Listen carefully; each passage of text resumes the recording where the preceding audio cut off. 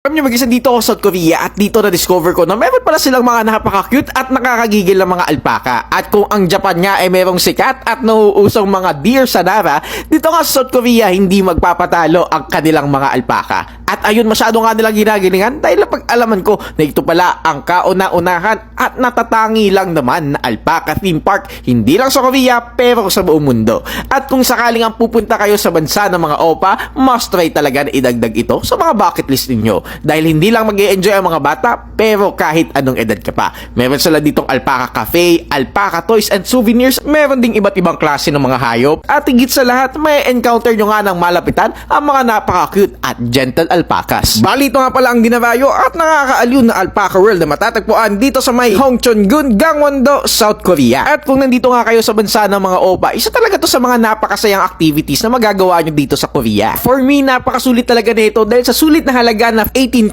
won na entrance or malapit sa 700 pesos ay napakaraming activities na nga ang magagawa nyo dito. Pwede kayo magpakain ng mga alpaka, makipaghalubilo sa mga iba't ibang hayop, kumain sa kanilang cafe, at magkolekta ng stamp sa buong park para makakuha ng libreng souvenir dito sa Alpaca World. Pero ang pinaka-favorite ko talaga at pinaka-highlight sa pagpunta namin dito ay yung performances at yung tinatawag nilang a pack of alpacas, na kung saan nga yung mga alpaka na hayop bumababa galing doon sa burol tapos pumupunta dito sa playground para makipaghalubilo sa inyo. At ito nga pro tip, kung sakaling may bala kayong pumunta dito, ay advice na pumunta kayo dito ng weekend kasi madaming performances na ginagawa ng different animals dito sa kanilang theme park. Pag weekdays kasi kayo pumunta, yung a pack of alpacas lang yung mapapanood ninyo. At magsuot nga kayo ng comfortable shoes dahil grabe, sobrang lawak talaga ng kanilang theme park at meron nga sila ditong 17 attractions in total. Bali, before the show starts, meron nga pala sila ditong libreng pinamimigay na alpaca feeds. Tapos ito yung papakain nyo dun sa alpaca kapag bumaba na sila dito sa may playground. Grabe, napaka-cute, tsaka ang babait talaga nila. Grabe, first time ko nga lang makakita nito at mapapasabi ka na talaga parang ang sarap mag-alaga nito sa bahay, ganun.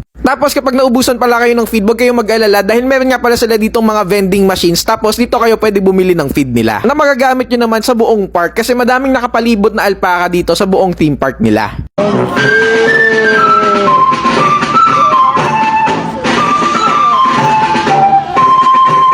어르신들이 멋지게 뛰어들어와서 우리 여러분들 뒤쪽에 있는 문으로 다들 들어올 예정이니까요. 여러분들 옆쪽과 그리고 뒤쪽을 바라봐 주시면 감사하겠습니다.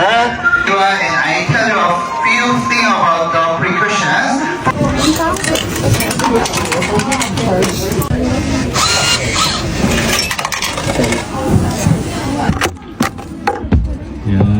Thank you.